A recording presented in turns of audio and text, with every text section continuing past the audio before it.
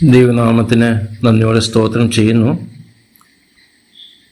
ഇന്ന് ആരാധനയുടെ ബന്ധത്തിലെ സങ്കീർത്തനത്തിൽ നിന്നും ഒരു ഭാഗം വായിക്കുവാൻ ആഗ്രഹിക്കുന്നു. 103 സങ്കീർത്തനം, അതിൻ്റെ 1ഉം 2ഉം വേദഭാഗം. എൻ മനമേ യഹോവയെ വാഴ്ത്തുക, എൻ്റെ സർവാന്തരംഗമേ അവൻ്റെ വിശുദ്ധനാമത്തെ വാഴ്ത്തുക. എൻ മനമേ യഹോവയെ വാഴ്ത്തുക, അവൻ്റെ ഉപകാരങ്ങൾ ഒന്നും മറക്കരുത്. ദൈവനാമത്തിന് നന്ദിയോടെ സ്തോത്രം ചെയ്യുന്നു. അതെ, ഇവിടെ സങ്കീർത്തനക്കാരൻ പറയുന്നത് ദൈവത്തെ വാഴ്ത്തണം, ദൈവത്തെ സ്തുതിക്കണം, ദൈവത്തെ മഹത്വപ്പെടുത്തണം. അതിനൊരു കാരണം പറഞ്ഞിരിക്കുന്നത് അവൻ്റെ ഉപകാരങ്ങൾ ഒന്നും മറക്കരുത്. അതായത് വലിയവനായിരിക്കും ദൈവം ചെയ്തിട്ടുള്ള ഉപകാരങ്ങൾ അത് മറക്കാൻ പാടില്ല. മാത്രമല്ല അത് ഓർത്തിരിക്കണം. മാത്രമല്ല ഓർത്തുകൊണ്ട് ആ വലിയവനായിരിക്കുന്ന ദൈവത്തെ വാഴ്ത്തണം എന്നാണ് ഇവിടെ രേഖപ്പെടുത്തിയിരിക്കുന്നത്. എന്ത് ഉപകാരമാണ് ദൈവം ചെയ്തത്? ദാവീദ് സങ്കീർത്തനം പറയുമ്പോൾ അവൻ്റെ ഉപകാരങ്ങൾ ഓർക്കണം എന്ന് പറയുമ്പോൾ എന്ത് ഉപകാരമാണ് വലിയവനായിരിക്കുന്ന ദൈവം ചെയ്തിരിക്കുന്നത്? ഇവൻ നമ്മോടുള്ള ബന്ധത്തിലും നാം ചിന്തിക്കേണ്ടതാണ്. ദൈവം നമ്മോട് എന്താണ് ഉപകാരം ചെയ്തിരിക്കുന്നത്? എന്തുകൊണ്ട് നാം ദൈവത്തെ ആരാധിക്കണം? എന്തുകൊണ്ട് നാം ദൈവത്തെ മഹത്വപ്പെടുത്തണം? അതിൻ്റെ 14 വാക്യത്തിലേക്ക് വരുമ്പോൾ നമുക്ക് കാണുവാൻ കഴിയുന്നുണ്ട്, അവൻ നമ്മുടെ പ്രകൃതി അറിയുന്നുവല്ലോ, നാം പൊടിയെന്ന് അവൻ ഓർക്കുന്നു. അപ്പോൾ നമ്മുടെ കഴിഞ്ഞകാല ജീവിതത്തിലേക്ക് തിരിഞ്ഞു നോക്കുമ്പോൾ ഇന്ന് ദൈവത്തെ ആരാധിപ്പാൻ തക്കവണ്ണം ദൈവം നമ്മെ ഒരുക്കിയെടുത്തത് പൊടിയിൽ നിന്നുമാണ് എന്ന് നാം ഓർത്തിരിക്കുക. നാം പൊടിയായിരുന്നു. നമുക്കറിയാം, പൊടി എന്ന് പറഞ്ഞു കഴിഞ്ഞാൽ ആർക്കും ഒരു പ്രയോജനമില്ലാത്ത ഒന്നാണ് പൊടി. മണ്ണിനാണെന്നുണ്ടെങ്കിൽ വില കിട്ടും, പക്ഷെങ്കിൽ പൊടി ആക്ച്വലി പൊടി കളയാൻ വേണ്ടി നമ്മൾ ശ്രമിക്കുകയാണ്. അതിനുവേണ്ടി പൈസ മുടക്കുകയാണ്. എങ്ങനെയെങ്കിലും പൊടി മാറ്റാൻ വേണ്ടി പൊല്യൂഷനും മറ്റും ഗവൺമെൻറ് അതിനുവേണ്ടി ഒത്തിരി പൈസ ചിലവാക്കുന്നുണ്ട് പൊടി. അതായത് പൊടി കൊണ്ട് ഗുണമല്ല, ദോഷമാണ് ഉണ്ടാകുന്നത്. അങ്ങനെ ആർക്കും പ്രയോജനമില്ലാത്ത, അത് മാത്രമല്ല ദോഷം മാത്രം നമ്മുടെ ഭാഗത്തു നിന്ന് ഉണ്ടായിക്കൊണ്ടിരുന്ന ഒരു കാലയളവിൽ വലിയവനായിരിക്കും ദൈവം ആ പൊടിയായിരിക്കുന്ന നമ്മെ അവൻ ഓർത്തു എന്നുള്ളതാണ് ഇവിടെ നാം കാണുവാൻ കഴിയുന്നത്. പ്രിയരെ, ദൈവത്തിൻ്റെ ഉപകാരങ്ങൾ ഓർത്ത് ദൈവത്തെ മഹത്വപ്പെടുത്തണമെന്ന് പറയുമ്പോൾ ദൈവം എന്താണ് നമ്മുടെ ജീവിതത്തിൽ ചെയ്തത്? ഒന്നിവിടെ നാം കാണുന്നത്, നാം പൊടിയായിരുന്നു, ആർക്കും പ്രയോജനമില്ലാതെ എന്ന് പറഞ്ഞു കഴിഞ്ഞാൽ ഊതിപ്പോകുന്നതായിരിക്കുന്ന ഒരു പൊടിക്ക് സമാനമായിരുന്നു നാം ഓരോരുത്തരും. ആ പൊടി കൊണ്ട് ഗുണമല്ല, മനുഷ്യർക്ക് ഏവർക്കും ദോഷമാണ് ചെയ്യുന്നത്. അങ്ങനെ നമ്മുടെയും ജീവിതം ആ പൊടിക്ക് സമാനമായിട്ട്, അതായത് മറ്റുള്ളവർക്ക് ദോഷമല്ലാതെ ഗുണമൊന്നും ചെയ്യാത്തതായിരിക്കുന്ന ഒരു ജീവിത ശൈലിയിൽ കൂടിയ ഒരു ജീവിതമായിരുന്നു നമ്മുടെ ഓരോരുത്തരുടെയും ജീവിതം. മാത്രമല്ല അതിൻ്റെ 106 അധ്യായത്തിൻ്റെ 22 വാക്യത്തിലേക്ക് നാം കടന്നു വരുമ്പോൾ 106 22 വാക്യം ഇവിടെ പറയുന്നത്, 106 സങ്കീർത്തനം 22 ചെങ്കടലിങ്കൽ ഭയങ്കര കാര്യങ്ങളും ചെയ്തവനായി തങ്ങളുടെ രക്ഷിതാവായ ദൈവത്തെ അവർ മറന്നു കളഞ്ഞു. അപ്പോൾ ദൈവത്തെ മറന്ന ഒരു ജാതിയായിരുന്നു നമ്മൾ എന്നുള്ളത് നാം ഓർക്കുക. നമ്മൾ എന്തായിരുന്നു? നാം ദൈവത്തെ മറന്ന ഒരു ജനതയായിരുന്നു. നാം പൊടിയായിരുന്നു. മറ്റുള്ളവർക്ക് ദോഷമല്ലാതെ ഗുണം ചെയ്യാത്ത ഒരു ജീവിതമായിരുന്നു നാം സഹിച്ചുകൊണ്ടിരുന്നത്. അതുമാത്രമല്ല, നാം വലിയവനായിരിക്കുന്ന ദൈവത്തെ, നമ്മുടെ സൃഷ്ടിതാവിനെ നാം മറന്ന് ജീവിക്കുകയായിരുന്നു. അതുപോലെ 136 സങ്കീർത്തനത്തിൻ്റെ 23 വാക്യത്തിലേക്ക് വരുമ്പോൾ നാം കാണുവാൻ കഴിയുന്നത്, നമ്മുടെ താഴ്ചയിൽ അവൻ നമ്മെ ഓർത്തു എന്ന് പറയുമ്പോൾ നാം എത്രയും താഴ്ന്ന അവസ്ഥയിൽ നാം ആയിരുന്നപ്പോൾ ആ വലിയവനായിരിക്കുന്ന ദൈവം നമ്മെ ഓർത്തു എന്നുള്ളതാണ് നമുക്കിവിടെ കാണുവാൻ കഴിയുന്നത്. ഈ 115 അധ്യായത്തിലേക്ക് നാം കടന്നു വരും. 115ൻ്റെ 22 വാക്യത്തിൽ നാം കാണുന്നത്, 115:22 യഹോവഭക്തന്മാരെ യഹോവയിൽ ആശ്രയിപ്പീൻ, അവൻ അവരുടെ സഹായവും പരിചയമാകുന്നു. യഹോവ നമ്മെ ഓർത്തിരിക്കുന്നു. യഹോവ നമ്മെ ഓർത്തിരിക്കുന്നു എന്ന് നമുക്കിവിടെ കാണുവാൻ കഴിയുന്നുണ്ട്. ഇങ്ങനെ പൊടിക്ക് സമാനമായി ദൈവത്തെ മറന്ന് ജീവിച്ചതായിരിക്കുന്ന നമ്മെ വലിയവനായിരിക്കുന്ന ദൈവം ഓർത്തു. യഹോവ നമ്മെ ഓർത്തിരിക്കുന്നു.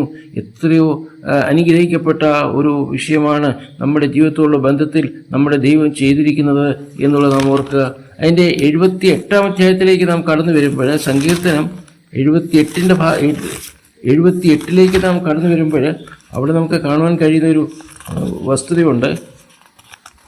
78-ൻ്റെ 35 മുതൽ ഞാൻ വായിക്കാൻ ആഗ്രഹിക്കുകയാണ്. ദൈവം തങ്ങളുടെ പാറയെന്നും അത്യുന്നതനായ ദൈവം തങ്ങളുടെ വീണ്ടെടുപ്പുകാരൻ എന്നും അവർ ഓർക്കും. പിന്നെ പറയുന്നത്, എങ്കിലും അവർ വായുകൊണ്ട് അവനോട് കപടം സംസാരിക്കും, നാവുകൊണ്ട് അവനോട് ഭോഷ്ക് പറയും. അവരുടെ ഹൃദയം അവങ്കിൽ സ്ഥിരമായിരുന്നില്ല, അവൻ്റെ നിയമത്തോട് അവർ വിശ്വസ്തത കാണിച്ചതുമില്ല.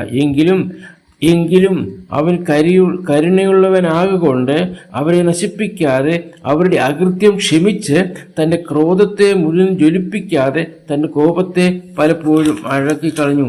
അതിനുശേഷമുള്ള വാക്ക് 39-ാം വാക്യത്തിൽ, അവർ ജഡമത്ര എന്നും മടങ്ങി വരാതെ കടന്നു പോകുന്ന കാറ്റ് എന്നും അവൻ ഓർത്തു. നാം പൊടിയാണെന്ന് അവൻ ഓർത്തു. അതുപോലെ തന്നെ അവൻ ജഡം അത് ഒരിക്കലും മടങ്ങി വരാത്ത കാറ്റിന് സമാനമാണ് എന്നും ഓർത്തു. അതുമാത്രമല്ല, സങ്കീർത്തനം 30-ാം അധ്യായത്തിൻ്റെ 9-ാം വാക്യത്തിൽ പറയുന്നുണ്ടല്ലോ, ധൂളി നിന്നെ സ്തുതിക്കുമോ. പ്രിയരെ, നമ്മുടെ അവസ്ഥ ഇപ്രകാരമായിരുന്നു. ദൈവത്തിൽ നിന്നും മറന്ന്, ദൈവത്തിൽ നിന്നും അകന്ന്, ദൈവവുമായിട്ട് യാതൊരു സമ്പർക്കവും ഇല്ലാതെ കണ്ട് നാം ജീവിച്ചവരായിരുന്നു. നാം പൊടിക്ക് സമാനമായിരുന്നു, കാറ്റിന് സമാനമായിരുന്നു. അങ്ങനെയുള്ളതായിരിക്കുന്ന സ്ഥാനത്ത് നാം നാശത്തിലേക്ക് കടന്നു പോയിക്കൊണ്ടിരുന്ന നമ്മെ വലിയവനായിരിക്കും ദൈവം ഓർത്തു എന്നുള്ളതാണ് നമുക്കിവിടെ കാണുവാൻ കഴിയുന്നത്. അങ്ങനെ ഓർത്ത് നമ്മെ, ആ ദൈവത്തെ, ഇവിടെ സംഗീതക്കാരൻ പറയുന്നത്, ആ ദൈവത്തെ നമ്മൾ സ്തുതിക്കണം, മഹത്വപ്പെടുത്തണം. അതെ, ഇപ്രകാരം യാതൊരു വിധത്തിലും ദൈവസന്നിധിയിലേക്ക് കടന്നു വരുവാൻ സാധിക്കാതെ, അതേ യാതൊരു യോഗ്യതയില്ലാത്തതായിരിക്കുന്ന ആ സ്ഥാനത്തേക്ക് ദൈവം നമ്മെ ഓർത്തു എന്ന് പറയുമ്പോൾ എങ്ങനെയാണ് ഓർത്തത്? തൻ്റെ ശരീരത്തെ, തൻ്റെ ജഡത്തെ പോലും മറന്നുകൊണ്ട്.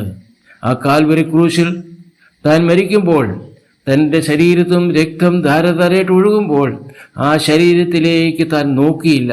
താൻ ചുറ്റുമുള്ളവരെ നോക്കി, 2 കള്ളന്മാരെ നോക്കി, അതേ മാതാവിനെ നോക്കി, പിതാവിനോട് സംസാരിക്കേണ്ട എല്ലാം സംസാരിച്ചു, നോക്കിയിട്ടുണ്ടതൊക്കെ നോക്കി, മാതാവിനെയും തൻ്റെ ശിഷ്യനുമായിട്ട് സംസാരിച്ചു, എല്ലാം ചെയ്തു.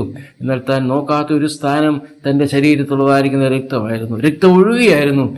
എന്നാൽ താൻ അത് ഓർത്തില്ല. കാരണം താൻ അത് ഓർക്കാതെ നമ്മെ ഓർത്തു. ഞാൻ പൊടിയായിരുന്ന നമ്മെ, കാറ്റിന് സമാനമായിരുന്ന നമ്മെ, മറന്നുപോയതായിരിക്കും നമ്മെ, താഴ്ചയിലായിരുന്ന നമ്മെ, കൊഴിഞ്ഞ ചേറ്റിൽ കിടന്നതായിരിക്കുന്ന നമ്മെ, അത് ഉയർപ്പിക്കുവാൻ വേണ്ടി അവൻ തന്നെ മറന്നുകൊണ്ട് ആ കാൽവരി ക്രൂശിൽ മരിച്ചു.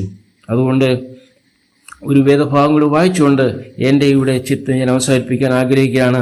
അതേ 103-ാം സങ്കീർത്തനത്തിൻ്റെ 18-ാം വാക്യം, 17-18, യഹോവയുടെ ദയോ എന്നും എന്നേക്കും അവൻ്റെ ഭക്തന്മാർക്കും അവൻ്റെ നീതി മക്കളുടെ മക്കൾക്കും ഉണ്ടാകും.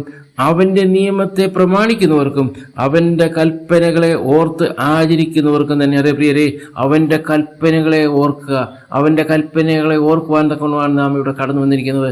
കർത്താവ് തന്നെ പറഞ്ഞുവല്ലോ, എൻ്റെ ഓർമ്മയ്ക്കായത് ചെയ്യുവേൻ. എന്നെ ഓർക്കണം. നിങ്ങൾ മറന്നു പോകുന്നവരാണ്, നിങ്ങൾ പെട്ടെന്ന് മറന്നു പോകുന്നവരാണ്. അതുകൊണ്ട് എന്നെ ഓർക്കണം. അതുകൊണ്ട് എൻ്റെ ഈ കൽപ്പന നിങ്ങൾ ഒരിക്കലും മറന്നു പോകരുത്. ഈ കൽപ്പനയെ നിങ്ങൾ ഓർക്കണം എന്നാണ് പറയുന്നത്. യഹോവയുടെ ദയോ എന്നും എന്നേക്കും തന്നെ അവൻ്റെ ഭക്തന്മാർക്കും അവൻ്റെ നീതി മക്കളുടെ മക്കൾക്കും ഉണ്ടാകും. എന്ത് ചെയ്താൽ? അവൻ്റെ നിയമത്തെ പ്രമാണിക്കുന്നവർക്കും അവൻ്റെ കൽപ്പനകളെ ഓർത്ത് ആചരിക്കും. നമുക്ക് ഓർക്കുവാൻ തക്കണമെന്നുള്ളത് ഇന്ന് നാം അത് ഓർക്കുവാനായിട്ട് നാം ഇന്ന് ദൈവസന്നിധിയിലേക്ക് കടന്നു വന്നിരിക്കുകയാണ്. എന്താണ് ഓർക്കുവാൻ തക്കമുള്ളത്? ദൈവം ചെയ്തിട്ടുള്ളതായിരിക്കുന്ന ആ കർത്താവായ യേശു ക്രിസ്തു ചെയ്തതായിരിക്കുന്ന ആ മഹാദയയും കരുണയും കാൽവരി ക്രൂശിൽ നോക്കിക്കൊണ്ട് നമുക്കത് ഓർത്തുകൊണ്ട് അവൻ നൽകിയതായിരിക്കുന്ന ആജ്ഞ, ആ കൽപ്പന നമുക്കനുസരിക്കാം. ഒരു പ്രാവശ്യം കൂടി ഞാൻ 103-ാം സങ്കീർത്തനത്തിൻ്റെ 1-2 വാക്യങ്ങൾ വായിച്ചോട്ടെ. എൻ മനമേ യഹോവയെ വാഴ്ത്തുക, എൻ്റെ സർവാന്തരംഗമേ അവൻ്റെ വിശുദ്ധനാമത്തെ വാഴ്ത്തുക. എൻ മനമേ യഹോവയെ വാഴ്ത്തുക, അവൻ്റെ ഉപകാരങ്ങളൊന്നും മറക്കരുത്. അവൻ എന്തെല്ലാം ഉപകാരങ്ങൾ നമ്മുടെ ജീവിതത്തിൽ ചെയ്തിട്ടുണ്ട്. അത് ഞാൻ ഇപ്പോൾ പറഞ്ഞല്ലോ, നാം പൊടിക്ക് സമാനമായിരുന്നു. മറ്റുള്ളവർക്ക് ദോഷമല്ലാതെ നമ്മൾ ഒരു നന്മയും നമ്മൾ ചെയ്യാതെ ജീവിച്ചതായിരിക്കും നമ്മെ.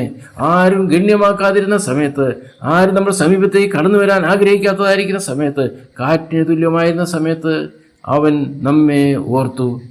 എത്ര വലിയ സ്നേഹമാണ് ആ കർത്താവായ യേശുക്രിസ്തു സ്നേഹം. ആ നമ്മെ സ്നേഹിക്കുവാൻ വേണ്ടി തൻ്റെ ശരീരത്തിലേക്ക് താൻ നോക്കിയില്ല. അതാണ് നമുക്ക് കാണുവാൻ കഴിയുന്നത്. തൻ്റെ ജീവിതത്തെ മറന്നുകൊണ്ട്, തൻ്റെ ശരീരത്തെ മറന്നുകൊണ്ട്, തൻ്റെ വേദനയെ മറന്നുകൊണ്ട്, അതേ ആ കാൽവരി ക്രൂശിൽ മരണം ആസ്വദിച്ചുകൊണ്ട് നമ്മെ കണ്ടപ്പോൾ സകലതും മറന്ന് അവൻ സകലതും സഹിച്ചു.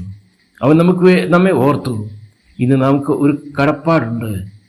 ദൈവമേ, അവിടുന്ന് ചെയ്തു തന്ന നന്മകൾക്കും ഉപകാരങ്ങൾക്കുമായി ഞങ്ങൾ അങ്ങ് സ്തുതിക്കുന്നു, മഹത്വപ്പെടുത്തുന്നു.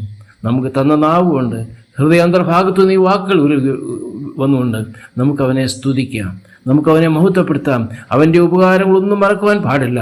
എല്ലാം തന്നെ ഓർത്തുകൊണ്ട് ഈ രാവിലെ സമയത്ത് ഈ വലിയവനായിരിക്കും ദൈവത്തെ നമുക്ക് സ്തുതിക്കുകയും ആരാധിക്കുകയും ചെയ്യാം.